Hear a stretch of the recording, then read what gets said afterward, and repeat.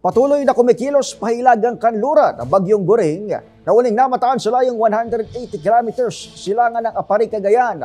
Taglay pa rin ang bagyong lakas ng hangin aabot sa 155 kilometers per hour malapit sa gitna at pagbugsong aabot naman sa 190 kilometers per hour. Posibleng bukas ng gabi o Huwebes ng umaga, lumabas na ng Philippine Area of Responsibility itong nasabing bagyo. Inaasahan namang maglalandfall ito sa vicinity area ng Batanes anumang oras bukas na umaga hanggang bukas ng hapon. Samantala, kasalukuyang nakataas sa signal number 3 ang timog na bahagi ng Batanes at northeastern portion ng Babuyan Islands, habang signal number 2 naman ang umiiral sa nilalabing bahagi ng Batanes at Babuyan Islands at extreme northeastern portion ng mainland Cagayan. Signal number 1 naman ang nakataas pa rin sa hilagat silangang bahagi ng mainland Cagayan, silangang parte ng Isabela, hilagang bahagi ng Apayao at hilagang bahagi ng Ilocos Norte.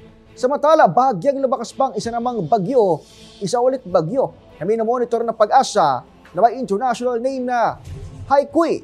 Nasa labas pa rin ng POR at namataan sa layong 1,660 kilometers silangan ng dulong hilagang Luzon. Sa kasalukuyan, wala pa rin itong direktang epekto sa ating bansa, bagamat posible itong pumasok sa ating kalupaan o sa ating teritoryo. Bukas ng umaga, muli, kapag ito'y nasa loob na ho ng ating teritoryo, ito ay tatawaging Bagyong Hana.